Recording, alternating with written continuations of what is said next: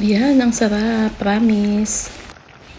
So, ngayon, ayan, nakabili ako ng bulaklak ng kalabasa. Ayan, sino ba sa inyo yung kumakain ng bulaklak ng kalabasa? O, diba? Sa kulay pa lang ay napakaganda na. At meron din tayong nabiling, ayan, saluyot. Ito yung dahon na madulas. At ayan ang ating labong. Pinakuluan ko siya muna. At ayan, nilagay ko sa strainer para masala yung kanyang tubig. So, ngayon, ito yung ating mga lulutuing gulay. Ayan, itong saluyot, bulaklak ng kalabasa. Meron din tayong ilalagay na hipon at itong ating pansahog na baboy, bawang, sibuyas. At ito yung ating labong. At meron din tayong, yan, yung ating gagamiting gata. So, ayan, nahiwa na natin yung baboy, bawang, sibuyas. At lalagyan natin ng tubig. Ayan, pakuluan natin sa kawali. Lagyan natin ng asin.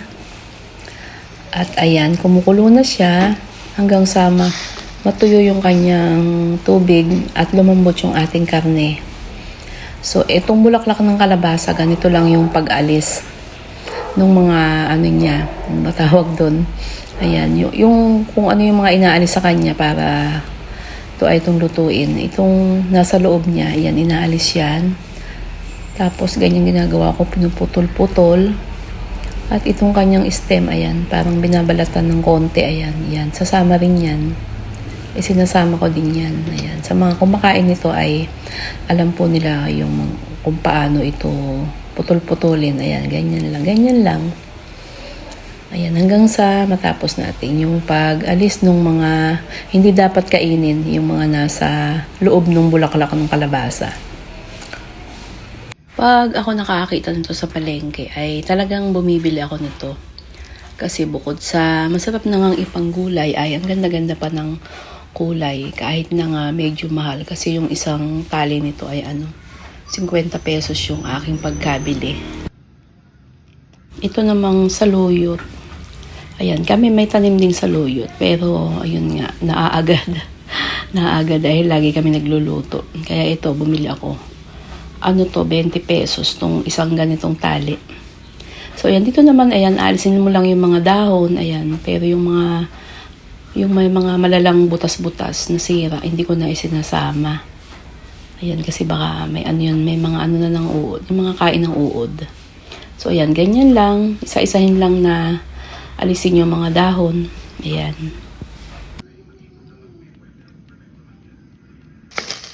Ito yung ating karne na pansahog. Ayan, natuyo na yung tubig. Lalagyan na natin ng konting cooking oil. Ayan, at tayo ay magigisa na. So, ayan, sana po ay dyan lang po kayo. Sama-sama po tayo hanggang sa dulo. Hanggang sa tayo po ay makatapos ng ating pagluluto. Dito sa karne, kapag hindi naman masyadong merong taba, ay hindi siya matalsik. Nakakatakot din kasi magganito sa mga beginner dahil nga pumuputok, yung tumatalsik yung kapag ka mayroong mga tabang baboy. Kaya ayan, ganyan na lang ang gagawin. I-cover mo yung pinakatakip niya. Ayan, pag medyo nag-brown na, ay ilalagay na natin yung ating bawang at sibuyas. Ayan, hindi ko na siya masyadong brown na brown kasi titigas yung karne. Kaya konting brown lang ay pwede na tayong mag-gisa-gisa. So ayan, gisa-gisa lang tayo. Pwede natin isama yung karne. Pinabilang natin sa gilid.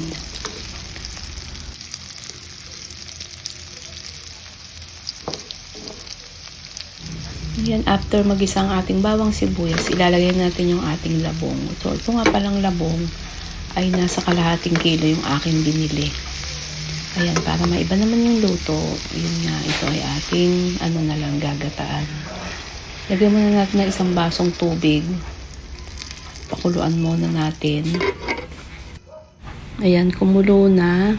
Lagyan na natin ng mga seasoning. Meron tayong asin, tapos kung ano yung ating pampalasa. Pwedeng yung granules, pwedeng yung betsin. Depende na po yun sa atin kung ano yung ating gusto. So, ayan, halo-haloin na lang po natin. Ito namang labong ay naluto na. Dahil nga pinakuluan natin siya kanina. Ito, nag-add ako ng paminta, konting paminta, at konting patis. Ayan. Lagyan pa natin ng isa pang basong tubig kasi parang natuyo siya. At ilalagay na natin yung ating gata. Ayan yung ating gata. Na depende po kung ano yung gusto nating gata. Pwede po yung nabibiling naka-pouch. Yung iba pwede rin yung nyug siya talaga na yung kinakatas. Ayan, yun ay depende na sa atin kung anong gusto natin. At inilagay ko na yung ating siling pangsigang. Ayan, inilagay ko na rin yung ating bulaklak ng kalabasa. Ayan, sa itsura pa lang, di ba? Napakasarap na. More on gulay is the best. Kaya talagang lagi kaming maraming gulay. Ayan, ito namang mga gulay na to ay napakadali lang lutuin. Mga ilang minuto lang to ay pwede na. At ilagay na rin natin yung ating pampasarap na hipon. Ayan, lagay na lang natin dyan sa ibabaw. Kasi naman na to, luto na tong hipon na to. Ayan, sa itsura pa lang talagang nakakatakam na. Ang sarap, promise, napakasarap nito.